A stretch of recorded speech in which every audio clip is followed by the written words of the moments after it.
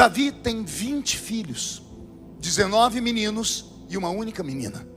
Imagine um pai que tem 19 moleques dentro de casa e só tem uma única menina. Eu sei o que é isso, porque eu tenho 3 filhas. E é da natureza da menina ser mais chegada ao pai com carinho. A mãe é confidente, mas o pai é carinho. E é da natureza do menino ter mais carinho com a mãe. Já o pai é o confidente. Isso acontece, é da natureza. Então, imagine um homem que tem 19 meninos e só tem uma menina. Você pode imaginar Davi sentado no trono com 19 moleques correndo, quebrando vaso, porque o tal do menino parece que tem pacto com coisa ruim, né? Só Jesus, ainda mais se for filho de crente pentecostal. Aí é só Deus na causa. 19 meninos quebrando tudo. Mas de repente chega uma princesinha, a única filha. Seu nome é Tamar. Tamar senta no colo do pai, brinca com as madeixas alouradas do cabelo de Davi. Davi se afeiçoa a ela, ela se afeiçoa ao pai. E é assim que acontece dentro daquele palácio.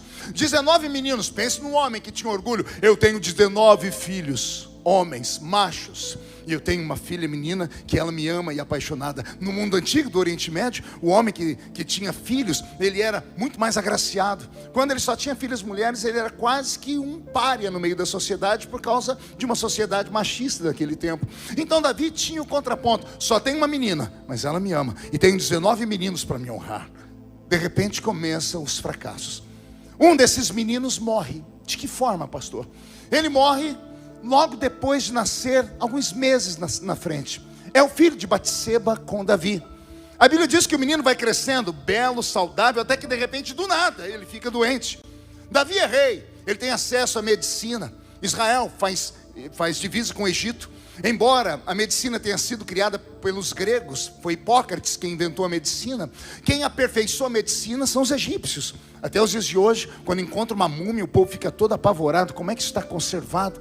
Então Davi tem acesso ao Egito, tem acesso aos melhores médicos, e nem os melhores médicos do mundo podem curar a criança.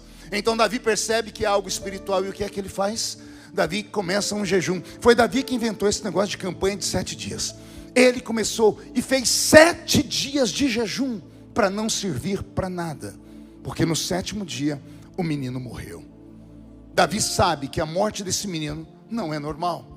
Deus começa a cobrar, e não cobrar dele apenas por cobrar. Deus começa a cumprir o que saiu da boca dele. Pague esse homem 4 vezes pelo seu crime. Vai anotando aí. O primeiro filho de Davi com Batseba está morto. Morto por uma doença incurável. Morto porque o Senhor o tirou daqui.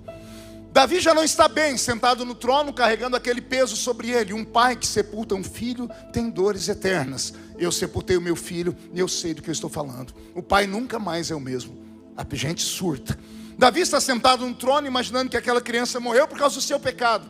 Não bastasse isso, o palácio está com ares, com um cheiro estranho de pecado. Mas é um pecado grosseiro demais. O palácio de Davi está com um cheiro de incesto. Um cheiro do que, igreja? Um dos filhos de Davi, o primogênito dele, Aminon, está apaixonado pela única filha que Davi teve, Tamar. Veja só, um irmão apaixonado pela irmã. Aminon não suportou a paixão pela irmã, imaginou uma doença, propagou a doença, se trancou no quarto e disse que queria que a irmã dele cuidasse dele. A irmã foi, na boa das maiores intenções, levando remédio, unguento para cuidar do menino doente. Ela entrou no quarto de Aminon. Aminon trancou o quarto e estuprou a irmã. Tamar está estuprada. E sabe o que é estupro no Oriente Médio? Estupro é a pior de todas as vergonhas para uma família. A menina ou a mulher estuprada, ela era arrancada do seio da sociedade e era jogada na zona do Baixo Meretrício, ainda que fosse a filha do rei, porque trazia vergonha. Para aquele mundo machista, a mulher estuprada estava pagando, porque se ela foi estuprada, é porque ela havia dado a ousadia. Assim pensavam-se os homens daquele tempo, e por isso a lei era cumprida. A menina era tirada de dentro de casa e ela estava, abre aspas, morta, fecha aspas, morta. Ela estava morta moralmente diante da sociedade. Davi tem um filho morto por uma doença que só o céu sabia qual era.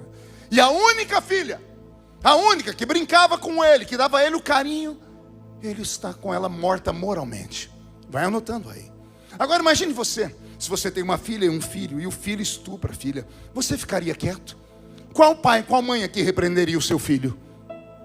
Você não repreenderia não? Você deixaria correr solto? Eu vou perguntar de novo. Se você tem um filho e uma filha, e o seu filho estupra a sua filha, qual pai e qual mãe corrigiria o seu filho aqui?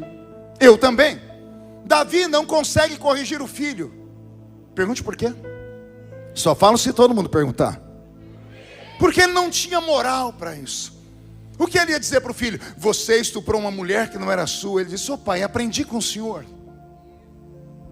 O senhor estuprou uma mulher também que não era sua. Como Davi não consegue corrigir aquele filho, ele começa a adoecer por dentro. A pior de todas as doenças, depressão, começa a pegar Davi. Ele está sentado no trono com um olhar sorumbático, porque ele carrega o peso de um filho morto por causa do seu pecado, na doença. E a única filha, mulher morta moralmente, ele não pode corrigir o filho porque ele não tem moral. Como o pai não corrige Aminon anda pelo palácio, é o primogênito, é o herdeiro do trono. Ele anda dizendo assim, se nem meu pai tocou em mim, eu posso fazer qualquer coisa, porque eu já me sinto um rei. No meio do corredor ele encontra um outro irmão dele chamado Absalão, o filho mais lindo e mais querido do coração de Davi. Absalão começou a discutir com Aminon sobre a morte moral de Tamar. E Aminon disse assim, se o meu pai não me repreende, quem é você para me repreender? Absalão ficou tão furioso que ele agarrou o irmão com as mãos e ele estrangulou Aminon dentro do palácio. Ele matou o próprio irmão dentro do palácio. Aminon está caído, está morto. Alguém corre no palácio, vai até o trono. O rei, que já não está bem, escuta a história. Mataram seu filho Aminon, o seu primogênito, aquele que deveria ocupar o trono no seu lugar. E Davi deve ter gritado, quem matou meu filho? Eu quero vingança. E alguém grita, Absalão, seu filho. Davi deveria corrigir Absalão, sim ou não? Mas ele não corrige. Pergunte por quê? Ele não tem moral. O que ele vai dizer para o filho? Você matou um inocente? O filho ia dizer, pai, eu aprendi com o senhor. O senhor não matou o marido da mulher lá, que era inocente também? O diabo começou a fazer uma teia. E Davi, como uma mosca, cada vez que se movia, ia se amarrando cada vez mais. Não tinha para onde fugir. Davi agora está com um nó na garganta, a mente está adoecida. Ele tem a morte de um filho por doença. Ele